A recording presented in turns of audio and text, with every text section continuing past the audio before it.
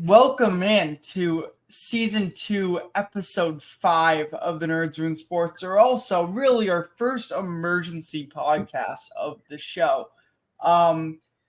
We decided to hop on here pretty quickly. As you can see, I did not have time to do my hair. Also, I'm getting a haircut in an hour, so I didn't want to do my hair before I got a haircut. Thank God. Thank God. Right? So the next time you see me, I will be having a clean haircut. Nice and fresh. Nice and fresh. But Anders, we got some major news out of the NFL today. And by major news, I also mean this is also pretty major for Anders as well. So as you guys probably heard already, Robert Saleh, the Jets head coach, was fired this morning, and he making him the first head coach fired this season. And just also to be fair, me and Anders predicted who would be the first head coach fired this season. We both said Nick Sirianni or Doug Peterson were two guys that we thought were going to be fired pretty quickly.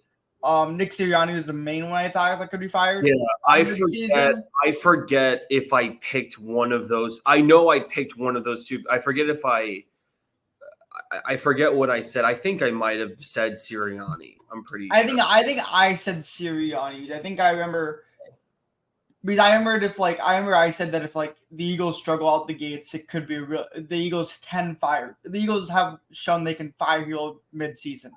Right. And they aren't afraid to do that. So Anders, are you surprised it happened this fast? So I appreciate the kind of phrasing of this from Zach. So just a couple of sort of quick just notes on this. So number one, Jeff Ulbrich, the defensive coordinator, is going to be stepping in as the interim head coach.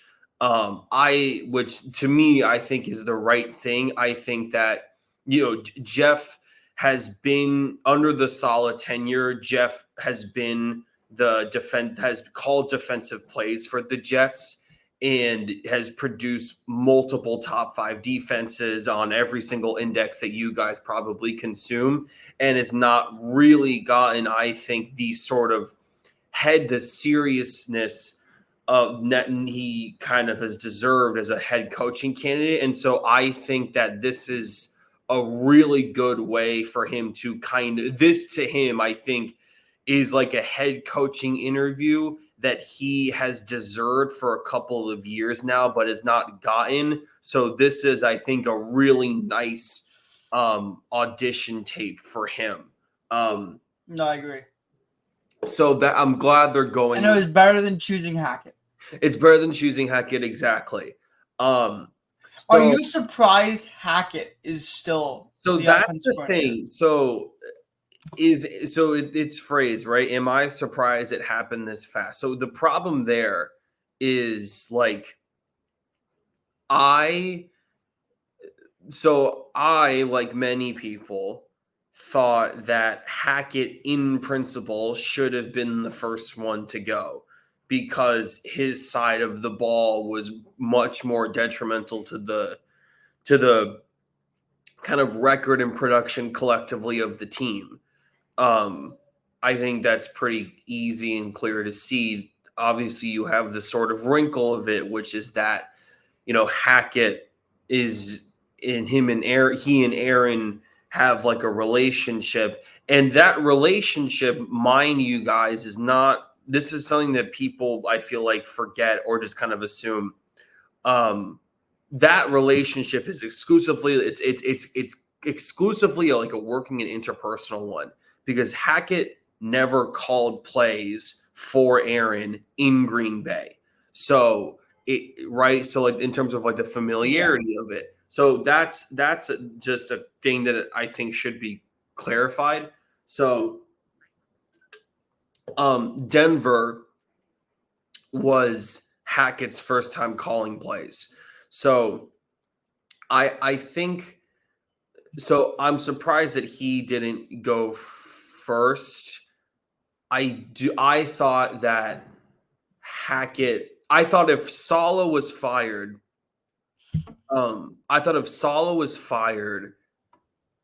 like let's say he was like a Black Monday. Let's say the Jets missed the playoffs and he was a Black Monday firing. I'm assuming that realistically that would have made the kind of removal of Hackett a little easier. You move Hackett, you move him. You move him at the same time, but now that Saleh's gone mid-season, right, you can't really do like a full strip, right? This isn't like a full strip down. It's not a complete undressing. This is really just a, hey, like we need to kind of have some sort of change here. And for Saleh, it is easier. And, Saleh has, and, because Ulbrich calls defensive plays, it makes the list of what Saleh actually provides to the team a lot shorter.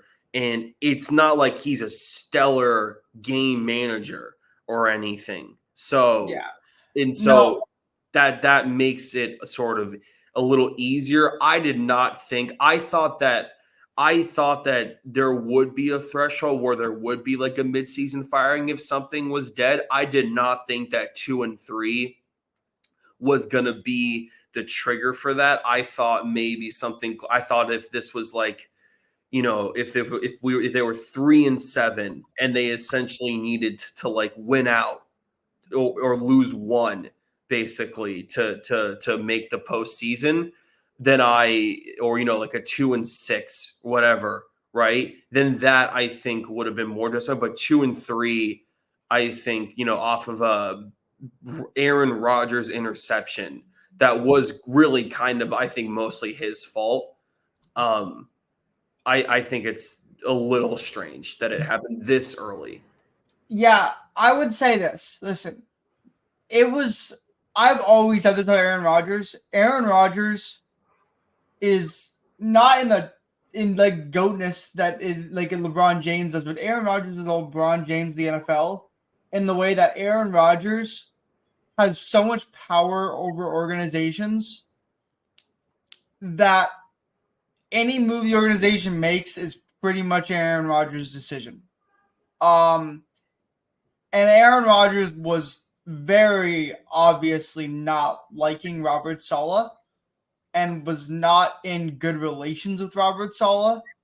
And Aaron Rodgers just straight up probably has kind of shown for weeks that we thought Robert Saleh might be gone last week after Aaron Rodgers' interactions with him on the sidelines of last game. So I think Aaron Rodgers definitely has a lot of power over the organization there, as he always has. Even late in his Packers tenure, he had a lot of power over the Packers did roster wise. And so with that, I think I saw this kind of coming. I don't think he should have fired this fast. I think there was definitely a couple weeks, like he just came out like 2 weeks ago. He had one of the better wins we've ever seen offensively. And now 2 weeks later, they look like a shell of that team. But I don't know. I think Aaron Rodgers was at fault for a lot of what happened there in those on all three interceptions in all three in that game. Rodgers just did not look like Aaron Rodgers. That Garrett Wilson connection is very rough right now. There is no connection right now between Garrett Wilson and Aaron Rodgers on the field. It really doesn't feel like that. And later in the game, we saw a little bit of like connection between the two. I've said this before. Like even though like the yardage has increased a little bit every game, and like even to like last game, like actually getting to like 100 yards in a single game. Didn't he have like 21 targets? Like Garrett Wilson had like 22 targets, something like that last game. Like that, but he's not being schemed open. So, like, you kind of need some perfect throws and, a connection. And that's on Saleh. Saleh's defensive-minded, right? Oh, no. That's on Nathaniel Hackett. No, the defense, I think, I would say the devil's advocate is like, so I personally, no matter what, unless it got, I would have I thought that even if they didn't make the playoffs, that Saleh was going to last the whole year, just based on because the defense got better every game essentially. It got a little better every single game. Like that first game against the Niners was awful, and then it got a little better and a little better and a little better. I think that, to me, if I had to identify the breaking point, looking forward, it would have been if they lost to the Patriots to go to 2-6. I think that would have been a Monday, an 8 a.m. Monday firing. But it's hard because his side of the ball, essentially entirely throughout his tenure, has done what it's supposed to do. And that's, so you kind of put that to him, but then again, it's a whole thing of okay, well, again, Ulbrich, right? Ulbrich's calling the plays. So to me, I think if Saleh was calling plays on defense, his job would probably be safe, I think. Yeah. But this is a very early. I still, again, because of how fresh this is, I'm having even a little bit of trouble fully articulating the takes that I what I'm actually thinking, if that makes sense. What I will say here is also, I'll help you. I'll get over for a little bit here. Yeah. What I will say here is Hackett is literally running one of the worst offenses in football right now, and he has a job. And I don't understand that, because if the offense is the issue, Saleh doesn't run the offense. Also, to be fair, Saleh didn't bring in Nathaniel Hackett. It wasn't Saleh. I don't think it was Saleh's idea to bring in Nathaniel Hackett as the OC. Again, also, to be fair, it wasn't Saleh's fault it wasn't Saleh's fault for a lot of this stuff. But Saleh definitely deserves some of the blame because he is the head coach, obviously. But to me, this is Nathaniel Hackett. And like I said, if you're bringing Jeff Ulbrich in as the interim head coach, you obviously know that Hackett's not good enough to be a head coach. So why is Hackett there? If you it would have been hilarious if Hackett was promoted to be the interim HC. That would have been the icing on the cake if that happened today. Right. And there's a reason. No, and I think it's actually very telling that he hasn't been. I think because he has done the head coaching spin before. But I think the fact that they're making Jeff Ulbrich, who's on the same side of the ball as Saleh, the head coach, is very indicative of two things. Number one is that despite Hackett still having a job, and despite his very publicly open relationship with Aaron Rodgers, they still don't trust him to be the head coach. So that, to me, is indicative of how bad that is. And number two, the fact that it is Ulbrich as opposed to someone from special teams, or a position coach that's very well liked by the team. Maybe Ron Middleton might have been a potential interim candidate that a lot of people would have very positively received, including myself. I think the fact that it's Ulbrich means that the defense was not, it's very showing the defense was not the problem. It was the management that was the problem. And I think that really is telling of how poorly Saleh was viewed in that department by Johnson and Douglas and whoever else in the organization. Yeah. So, he's had, to be fair to them, he's had time with this 20-36 record to figure that stuff out. And, yeah. So no, I agree. And I will say this, like, listen. Saleh was always going to get a head coaching shot after his incredible run with the Niners, and he was a great coach with the Niners. right. He was always going to get a head coaching shot, and he had flashes. Yeah. The opportunity that he got with the Jets was a deserved opportunity. Yeah, 100%. And he had a couple of flashes while with the Jets. Right. However, there weren't enough flashes to look and be like, yeah, this guy's there. Also, again, and I will go back, his relationship with Aaron Rodgers was the cause of him being fired here instead of Nathaniel Hackett. Right. Aaron Rodgers did not like him, and it's pretty much obvious that was the case. And so he was bound to get fired here eventually.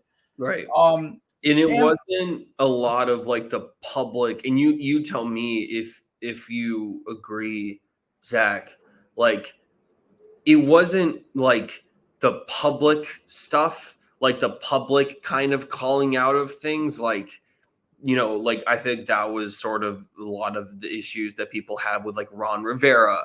And, that's kind of what Joe Douglas sort of did to like a certain extent to get him. No, not Joe Douglas. Joe Judge did, towards like the back half of his stint to get him kicked out. It was more so kind of like continuous kind of connect the dots of passive things to kind of thread together what appeared to be a very passive aggressive relationship, instead of this like kind of onslaught of public turmoil. Yeah, no, I agree. Shannon Sharp had a really good quote here today. It said, you didn't blame the offense when they had those other QBs. You blamed the quarterback. But you want to stay in good graces, and you won't call Aaron Rodgers out. That was Shannon Sharp's quote. Yeah, fair. That was Shannon Sharp's quote. This is a good one. Pat McAfee right now saying Robert Saleh get fired from the Jets, knowing he's going to have a 10 million view Aaron Rodgers Tuesday segment later this week. No, it's like, I will say, like, Aaron Rodgers through a lot of has had his issues this year. Yeah. And so that's that. And it was my question for you is, then I have one last question for you here is there was a statement today that the Jets did not let Robert Saleh speak to the team after he got fired. And scored him out by security. Yeah, I saw without letting him speak to the team. Yeah. Although I think Robert Saleh wanted to speak to the team. Your thoughts on that? I would like to hear your thoughts on that. Yeah, no. So I was gonna say,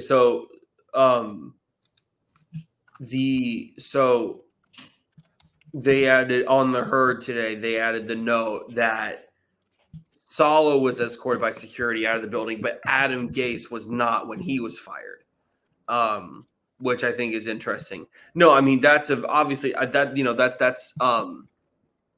that's obviously a very like private sort of thing. But or do we want to switch the banner here to thoughts on Saleh not allow it? Yep, I mistyped it. That's why. You mistyped it. Oh, I didn't even see. Here we go.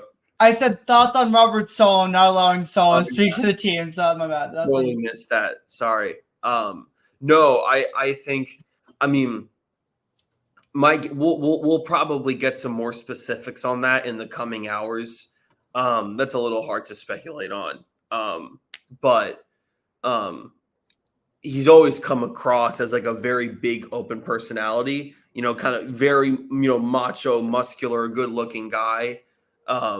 Obviously I don't know. He's never really come across as sort of like a rage induced person in the way that I think other defensive coaches have in the past. So I I kind of want to wait to see if more details on that part of it specifically come out.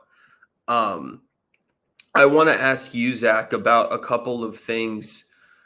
Like, so what's next for the Jets, and then what's next for Saleh? So for Saleh, I think there's a couple things. I actually want to do Saleh first because I think go ahead, do Saleh first, because I think Saleh will get he'll get a DC job, or he'll get at least a job in a defense.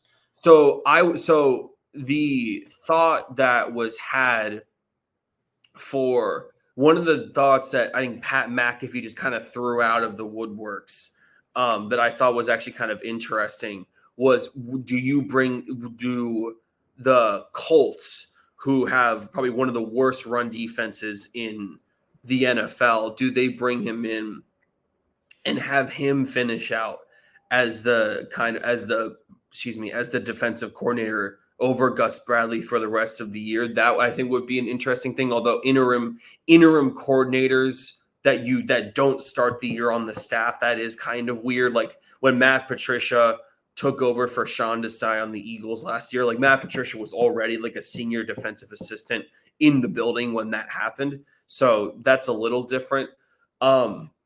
Obviously Sorensen is I'm blanking on his first name, but Sorensen is obviously the defensive coordinator for the 49ers. He has not done a great job to this point.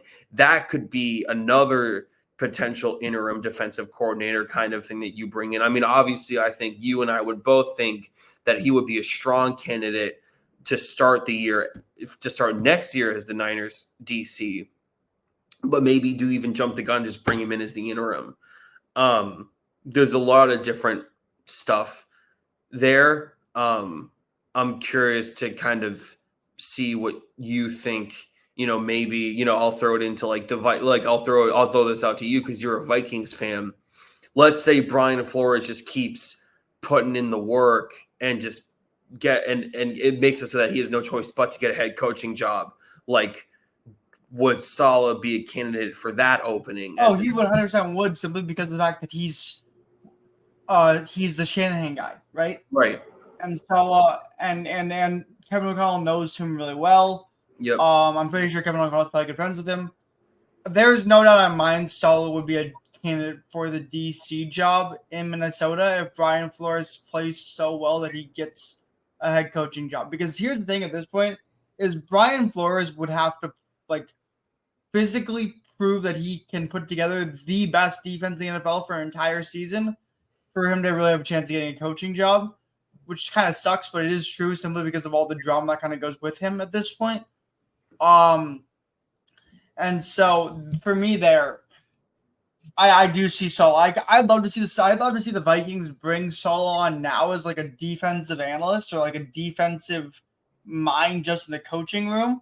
Right. Just another defensive mind to bring in to go with Brian Flores at this point. But yeah. I'd love to see the Vikings do that. But again, I think Saleh, like I said, I think Saleh's a great defensive mind. I think he's a great defensive coach, and I think he could be a really beneficial piece to any team he goes on from now on. I don't know what team he'll go on. I don't know if he can even get hired this year. Can he? Is that? I don't know how like NFL rules work. That once you get fired as head coach, can you immediately like be signed to a different team? I think so. I mean, I think so. Yeah.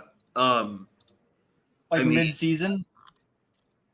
Mid-season? That's a good question. I'm not sure if there are any specific rules on that.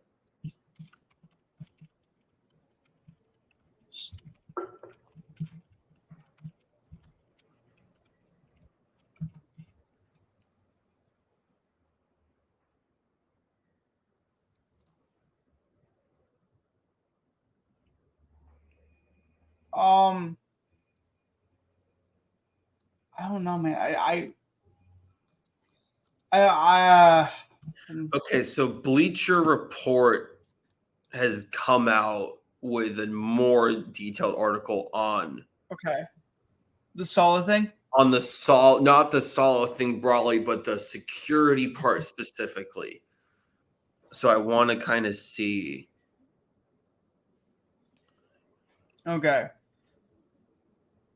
However, However, SNY reported that multiple sources told him Saleh was not escorted out of the facility by team security. Directed by the team's director of security.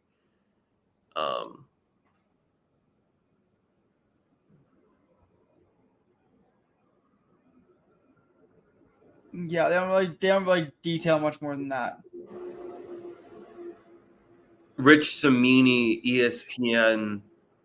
Saleh was, quote, stunned by Johnson's decision as he showed up to the team's facility on Tuesday thinking it was business as usual as preparation began for a Monday Night Football matchup against the Bills. Johnson said Jets are not where we should be given expectations.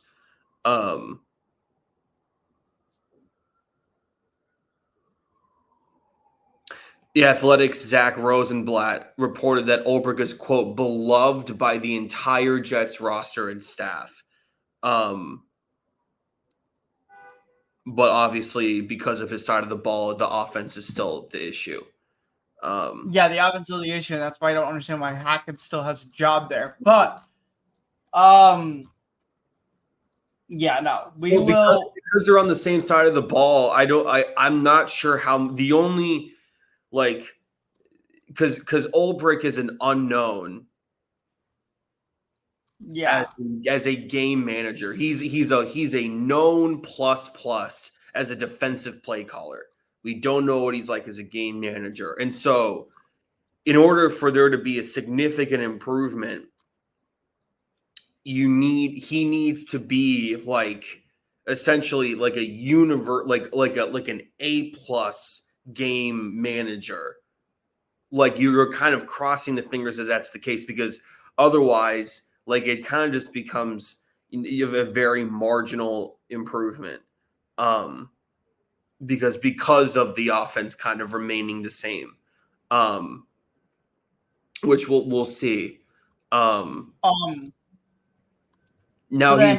he's going up against Sean McDermott, who has been, not even just for this past weekend when he did against the Texans, but on multiple occasions has been viewed as being a little iffy when it comes to game management stuff. So that'll be a really interesting matchup to see. No.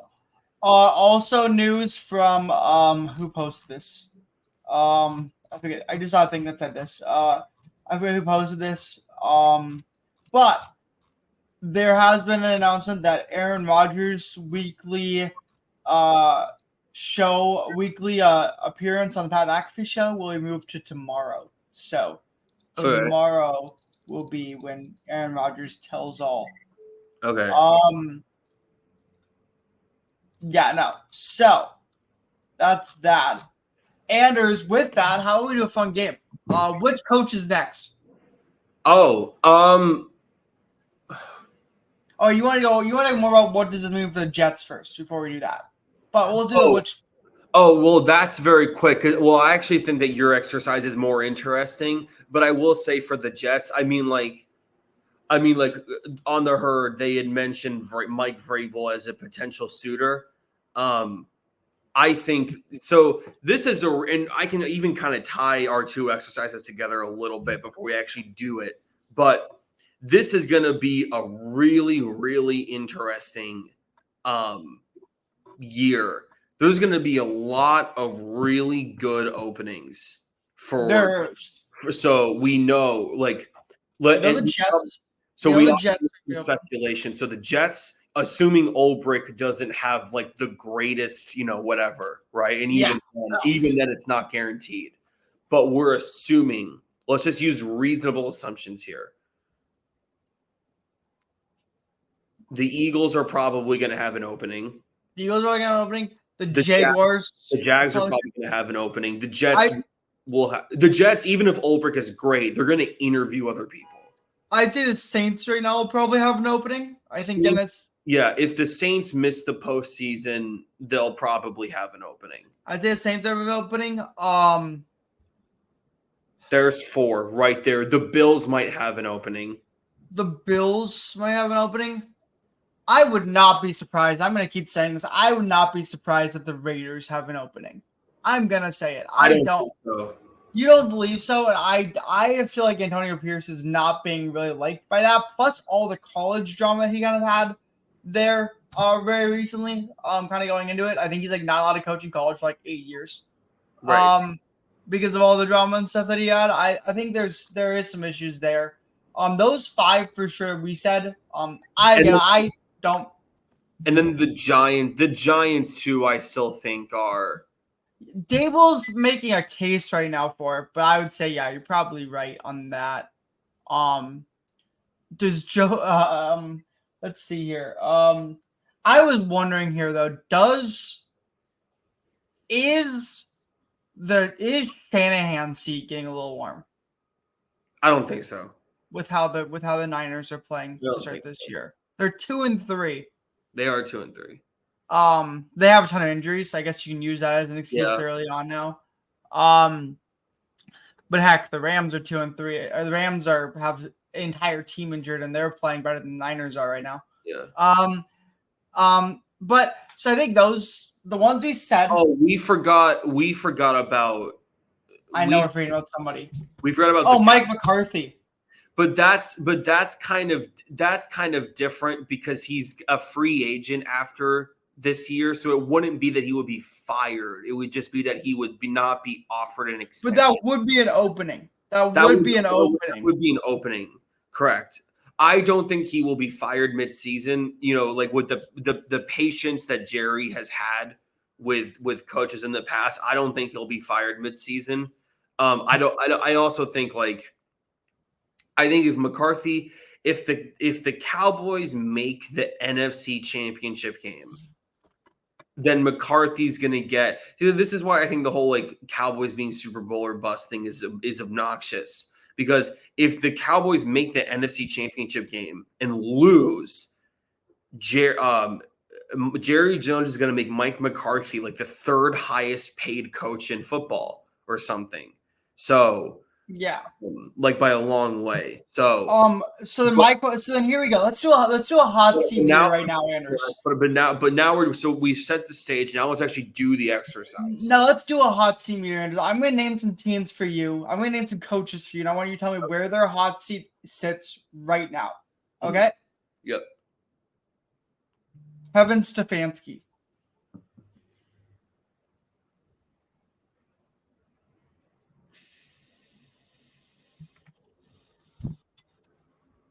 And this is on a scale of 1 to 10. Yeah. This is probably the trickiest one of all of them, because in theory it should be, but then also he's won Coach of the Year twice, so he gets a pass, but then he's also expected to make the Deshaun stuff work, but then now there's the whole thing with him and Andrew Berry about hey, I'm going to just keep, I'm going to keep showing you how bad he is to prove a point on how that trade didn't work. So in a weird way, I almost want to say NA. Okay. It's not, I'm going to say NA because that's such a weirdly complicated situation. I'm going to say NA for that. Zac Taylor.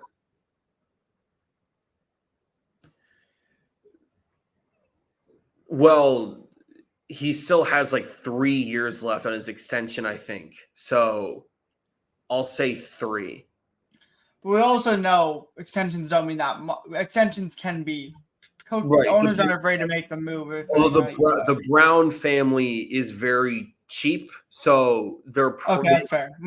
So they probably, if they can avoid paying 2 coaches at the same time, they probably will. Doug Peterson, we already established, is probably a 10 at this point. I want to know, I personally believe the seat's top, but you obviously don't. Antonio Pierce, what do you think? 5, probably. Okay. What do you think? I know you don't even think it's a 10. I don't think it's a 10. I think it's a 7 though. 6 or 7. No, that's fair. I'll say 5. Yeah. Nick Sirianni. 10. Okay. Ryan Dable.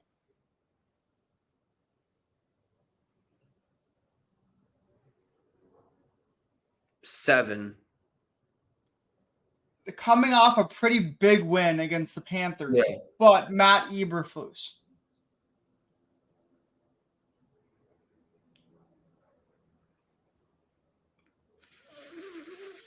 4. Okay. Because the defense has been excellent. Yeah.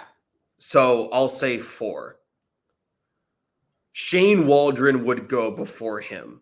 And even then, like, Shane Waldron has been better in these last 2 games than the first 3. Let's go with Dennis Allen. 8. I was gonna say 1. I'm like, I don't think that's actually a case. There's not. I don't think he is. But Kyle Shanahan. 2. Okay. That's really all I have. I don't think I looked at every other team. I don't think Well, any other team the one Sean McDermott. Oh, I forgot about Sean McDermott. Yeah. I'm gonna go 6.5. Really? Okay. 6.5. Okay. That's yeah. Do you think there is at all a Mike Tomlin hot seat at all? See, that's what they're saying. Like, every year we say, "Oh, this is the year where the seat's actually hot for Tomlin," and it's not. So my answer is yes. Like, technically it's yes, but like that's how I'm not going to mean much. Does Shane Steichen have a hot seat? No, I don't think so. Again, I think that first, he's like the same thing as Dayball, where like that first year was so strong for him given the injuries that I think he's bought himself like a mulligan year. And even then, like a mulligan year might just mean they go like 7 and 10 or 8 and 9. Yeah. So I should say for him, it's like a 2. I think Gus Bradley would go before he does. Is there any first year rookie head coaches that you think hot seats are hot right now? Well, are we counting Pierce? Yes. Okay, so I think he's a 5. You think he's a 7, but I don't think I don't think that either you and I don't think that either you or me view him as a mid-season firing candidate. The way not at all. The way that we do. The only two people. I don't even think Dennis Allen necessarily could, but I think the only 2 coaches right now that I think are like actual legitimate mid-season candidates are Sirianni and Peterson. And that's it, I think. In terms of the rookie head coaches, I would say obviously Mike McDonald, no. No. John Harbaugh, no. Harbaugh, no.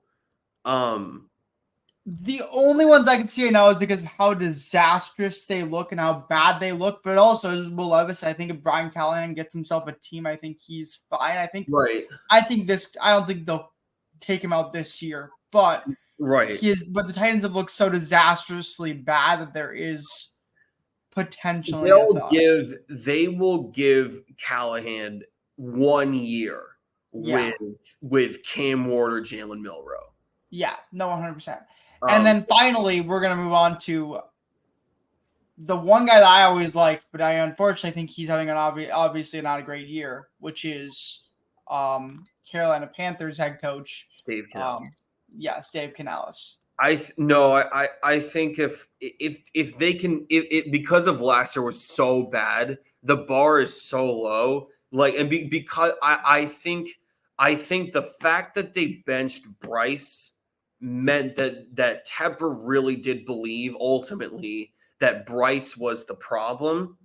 I think if they were going to fire Tepper, if Tepper really, if it was really on his mind at all that Canales could potentially be fired this year the way that Reich was last year, they wouldn't have benched Bryce. They would have just kind of there. And obviously we know Canales was a part of that decision as well. But I think if they can string together literally 5 or 6 wins with Dalton, he'll be fine. But obviously you want to give Canales a year where he has access to a first round pick, like a top 3 pick. So, yeah. Yeah, no. See, so that's our Well, what coaching thing about there. Rod Mayo? I don't think so. Like they haven't even put in Drake May yet. Right, that's true. That is true. They haven't even played Drake May yet. They are physically running on Jacoby Brissett. And right now, also, I wouldn't want to put in Drake May. Right. With how that offensive line looks, you could physically kill the kid. I think I mean, there's literally been stuff from like Patriots in-house media talking about how, hey,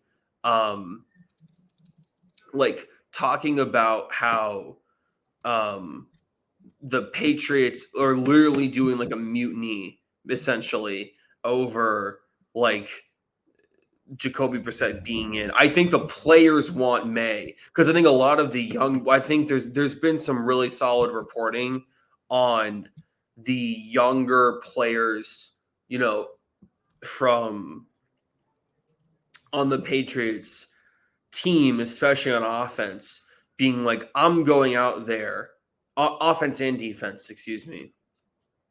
I'm going up there and I'm getting my ass kicked.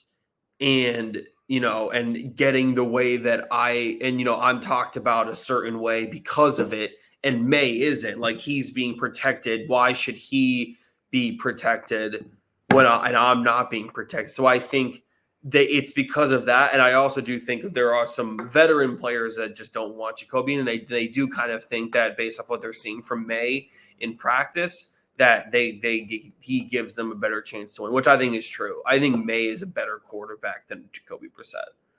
So yeah. So no, I honestly am scared to put in Drake May though with how bad that, like, everyone's getting injured on that team because of how bad that offensive line is. Right. And I'd be scared to put in May.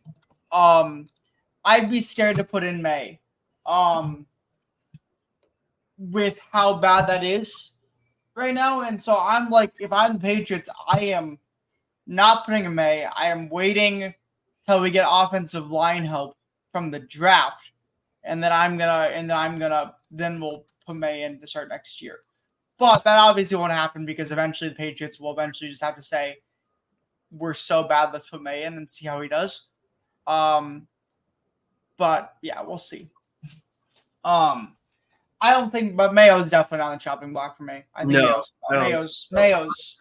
I'd put his seat at like a 1 probably. Yeah, Mayo's unless like again, unless Drake May comes in and is insanely terrible that it's just like physically unavailable, like it physically can't blame it on the QB anymore. It's just but I